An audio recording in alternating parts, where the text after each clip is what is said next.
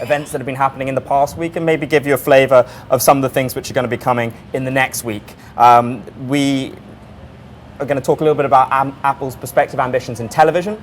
Also, the product event tomorrow is going to be heavily Mac focused, and we'd of course be delighted to hear any questions that you guys have. We'll do our best to answer them. But let's kick off with some small points. There was some news we've had in the past week. Mark had a really great story about what Apple's up to in its car business in Canada. I don't know if you want to maybe run through some of the main points. Sure, we had a great story where Apple is working on sort of the software core, the main operating system, as the iPhone is to applications. This would be the car operating system to car applications, and this would basically be the underpinnings of what they would run the self-driving platform that Alex and I first wrote about in July. And it's very interesting because they're doing it in QNX's backyard in the same office park. And QNX, of course, is a unit of BlackBerry. BlackBerry having its own problems in mobile phones, and so QNX was one of the few jewels left in the crown, so losing talent to Apple. It's not good. It's not good for BlackBerry, and BlackBerry stock took a very slight hit after the story because it was indicating that people are leaving, as you said, the crown jewel for Apple's new or future crown jewel, whatever they're working on in the car space. They would like it to be the crown jewel. Right, exactly. Of course, we also had yesterday Apple's earnings, the full year earnings essentially, but the fourth quarter, and the stock wasn't terribly happy this morning. As a consequence, the market wasn't terribly happy. The expectation was perhaps they would give us slightly punchier guidance, more ambitious goals for the fourth calendar quarter, but it's Apple's first quarter. That's the 3 months heading into Christmas. There had been a hope that given Samsung's problems, these exploding phones spontaneously bursting into flames, that Apple would be able to grab a huge amount more market share. Apple was a little bit less confident about that, and they also made some interesting arguments in the call about the case. I mean, do you want to run through perhaps currency and a few other issues? Sure, and Alex had the best coverage of the earnings call. You spoke with a little bit too generous, perhaps, but I'll take it. Sure, CFO Luca Maestri, and speaking of the Samsung thing you mentioned, he was talking about how Apple is not really able to take advantage of it because of the supply of the iPhone 7 Plus in particular, which is really the main rival to the Galaxy Note, both the phablet screen size. Talked about currency fluctuations, how China revenues are down 30%. Go ahead. And there was, of course, another Samsung factor, namely that last year, in the equivalent quarter, they received approximately $548 million, a fine payment from essentially damages from Samsung for patent infringement. And that, of course, means that it's $548 million they're not going to be getting this year, which makes it a little bit harder then to meet those, to grow in a significant way compared to last year's numbers. Right, absolutely. I mean, it's only $500 million, and we say only because, Apple is the context here. They have so much cash, but it still makes a difference. That extra $500 million, if Apple didn't have that last year, this quarter would have been a beat, right? And I think yes, and I think we'll have to see about beat. On revenue growth year exactly, over year. Yeah. But we'd be interested to hear perhaps your thoughts if you are unable to buy a Samsung Note 7, which of course is now the case. What would you prefer to buy? Perhaps the new iPhone 7, or would you be looking at Google's Pixel? Be interested to hear your thoughts on that and any other questions you might have. Another comment on the call was there's some questions about Apple's ambitions in television. Of course, there's an interesting context to this. Right. Tim Cook was asked a lot about Apple's future plans, the grand scheme or the grand strategy, so to speak.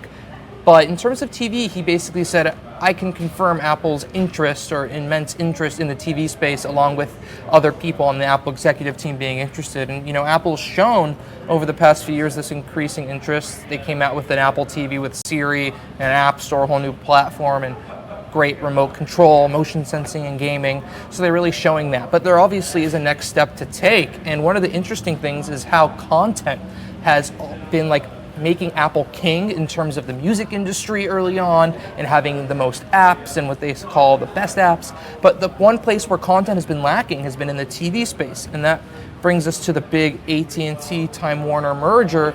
Now AT&T picking up content. What do you think of that in light of Apple's ambitions? Well, I mean, we know that Apple we knew this a few months ago. Apple had some conversations with Time Warner, very tentative conversations, we think, about a possible acquisition. It may have been it was just focused on HBO. I think the problem is that Apple, as brilliant story on this a few months ago from our colleagues over at the Wall Street Journal, Apple's been trying for a long time to build essentially a Netflix-like competitor. They think that's what it is. But of course, the whole video content industry has seen what happened in the music industry, namely that Apple is the biggest player in that industry now, is the gatekeeper to a lot of music content. And music was in something of a crisis 10 years ago when iTunes launched and the iPod came out because of Napster and similar, downloading platforms. The difference is that television and film are not in the same crisis. They do not need Apple to help them deliver content to the consumer. So they are less willing to give Apple the opportunity to do that. That, of course, then means that how is Apple going to get this video content which makes it the go-to place for your videos, for your television shows and your films? Well, it has somehow to generate perhaps its own content. That might entail buying the likes of a Time Warner or any other given studio. But of course then creates further problems, clearly, that if it's competing with other studios, then why should they give them the content as well? Exactly, and they already have deals with all these studios to get the iTunes rentals for TV shows and movies. So it's very interesting that they have to strike that balance there. And it's sort of, you talked about the Google Pixel earlier, it almost feels like Google having to balance the Android ecosystem with their own phone, and Apple having the same predicament in terms of building their own content, buying content, etc. It'll be interesting to see how it works out in the end. It'll be interesting to see as well how they grow this video content they're doing already. They are already making a few television shows kind of focused on music and apps. There's the, I'm afraid to say, slightly embarrassingly named, I think at least, Planet of the Apps. And they are making a drama with Dr. Dre, who of course was an executive at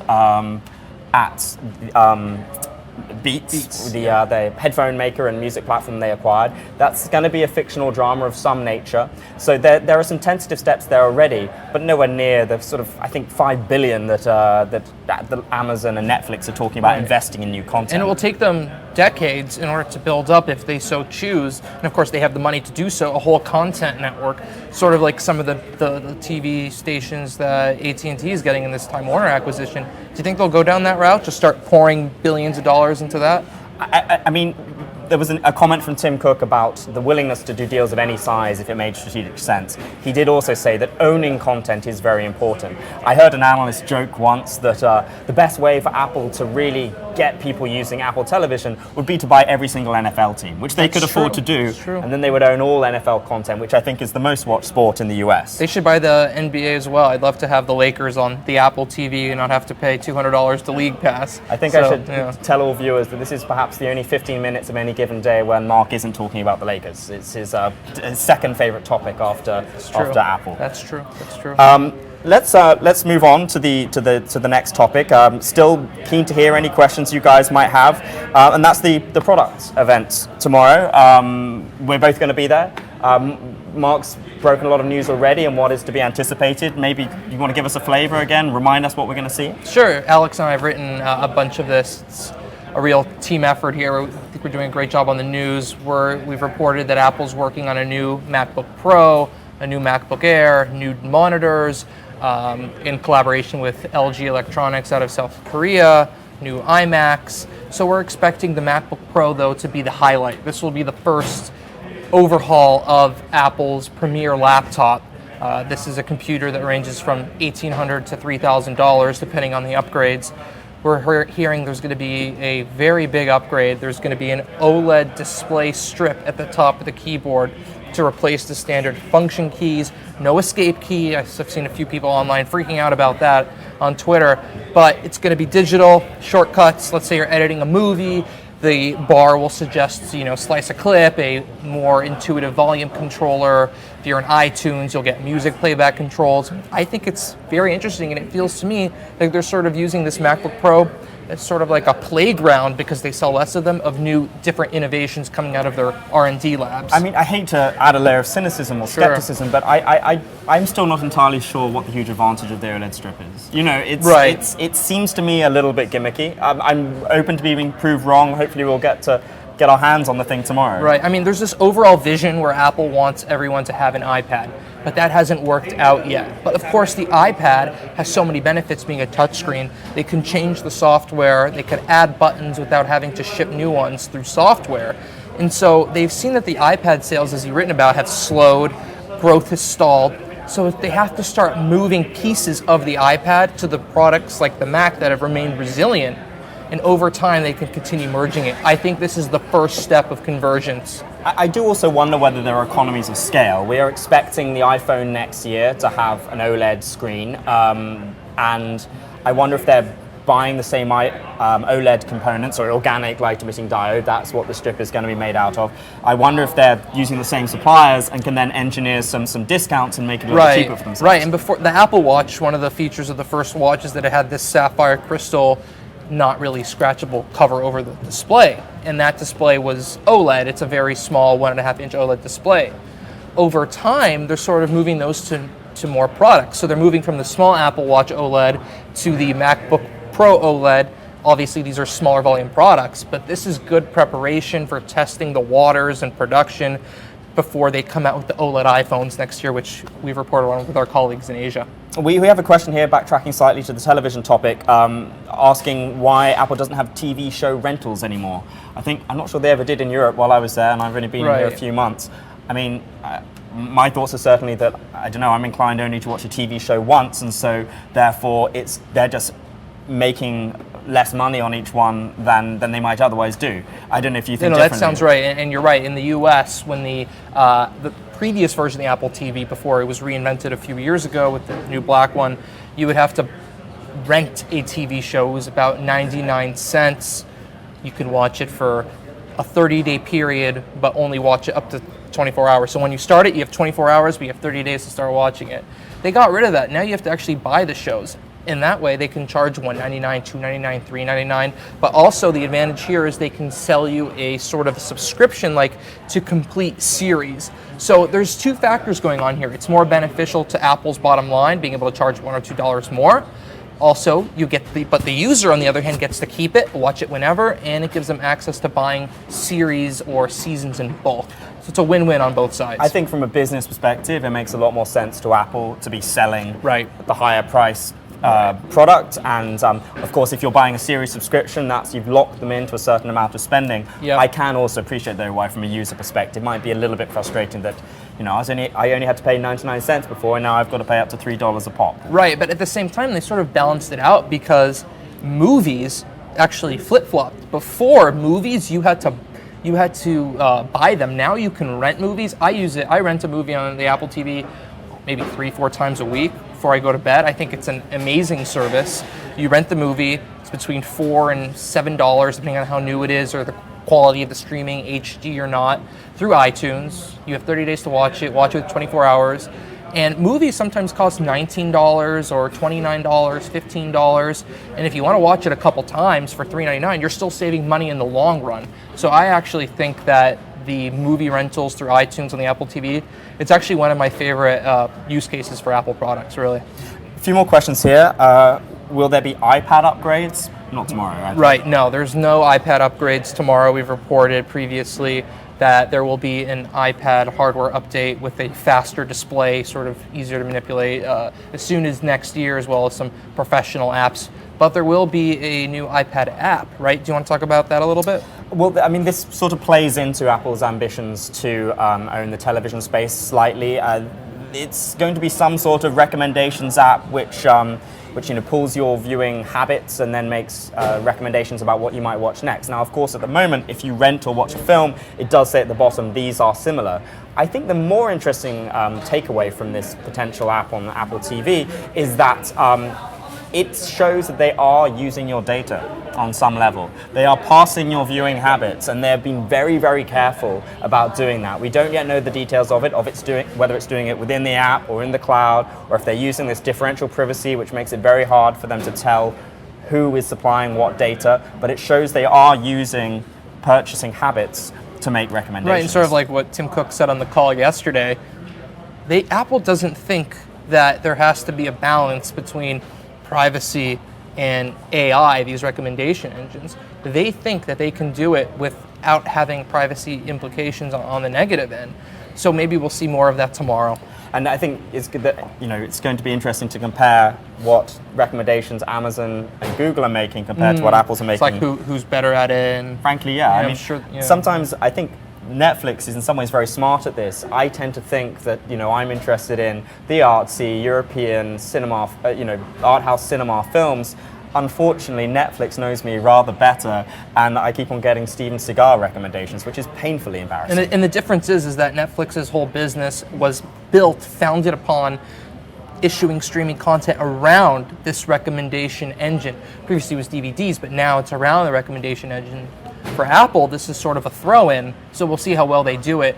They've been working on this for a while, so it seems likely that if they're coming out with it tomorrow, they're pretty confident that it's going to do pretty all right. We've got another question. How do you think the event will affect the Apple stock? Realistically, It rarely does, right? it rarely does. A lot of it, as we know, we've reported already. And secondly, bear in mind, Apple is the iPhone company. iPhones represent about 2/3 of all their sales. So that means that anything that happens in the Mac space has to be blockbuster. Right. And, they've said themselves they don't want people in the next few decades to be buying laptops. They want to be buying tablets. And Right. so And the thing is that Apple sort of, between a couple million, sells around 5 million Macs a quarter. And they're not going to start selling 10 million Macs a quarter or 8 million Macs a quarter because of this.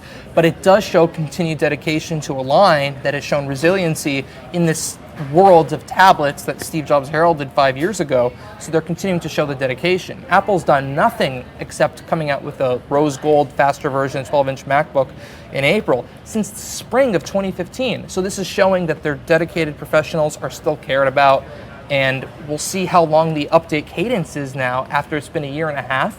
Is this going to become a year and a half, a 2-year thing now? Are they slowing down Mac updates? I think we'll get a little bit of a clearer picture about that tomorrow. I think one thing that is quite interesting is this idea of owning FaceTime with the consumer. And particularly as we move towards voice virtual assistants, voice-activated virtual assistants. So Siri is now in the Mac OS, Yep. and that was only introduced earlier this year. And so it's more time when you are engaging with that virtual assistant potentially, as long as they perhaps improve it quite substantially, rather than using Amazon Alexa, Google Assistant. Right, and I think Siri on the iPhone has gained a lot of new features, on the iPad as well over the last few years. The Mac version have been using it in Sierra. I think there's still some work to be done, but clearly the foundation of them wanting the Mac to be voice-driven as well is there. It'll be interesting to see the comparisons, if we ever find this data, of how many people with an iPhone with Siri and a Mac with Siri, what do they use Siri for on the Mac versus what they use it on the iPhone? Yeah, that'll be interesting. Hard clearly for us to gauge Right, that, but right. we can only use our personal experience. One more question, and then I think we'll wrap up. Sure. Mac Mini, is it dead? Mac Mini, is it dead? Well, they haven't really updated it since 2014. The Mac Pro since 2013. If it's updated, I don't know. I think we'll have to, find out tomorrow. Certainly, we haven't reported it's going to be updated. There is a lot of interest in the product, but who knows if Apple sells enough that it's worth updating or overhauling. I know you have one, right? I have one, and but that's mine's. I've had mine a few years because I didn't have an Apple TV, and so I was using it into my television. I think possibly if it's almost analogous to the iPhone SE. It's at a lower price point than other Mac products, right? And so it brings the average sales point down for people who want to get a Mac. I can get a cheap screen from someone else, and I was able to get a Mac for Which sort of is $500. not necessarily a good thing for Apple's ASPs. Exactly. So results. average selling price, sorry, is what ASP. Right. So I don't know. That's a good question. I doubt it. I doubt it'll get stage time. But it's very possible they could silently update it online for the people who do still want those computers. Because, it's not worth the backlash of not getting the updates at some point. They're still good for servers. People love connecting them to their big screens. But in an Apple TV world, we'll see. We'll see. Well, thank you so much for tuning in. We hope to see you the same time next week. Please do follow us on Twitter. We're at Technology. That's for Bloomberg's whole technology team. And thank you for joining us. And hopefully next week we'll have one of those MacBook Pros in hand. So. Right. Yeah.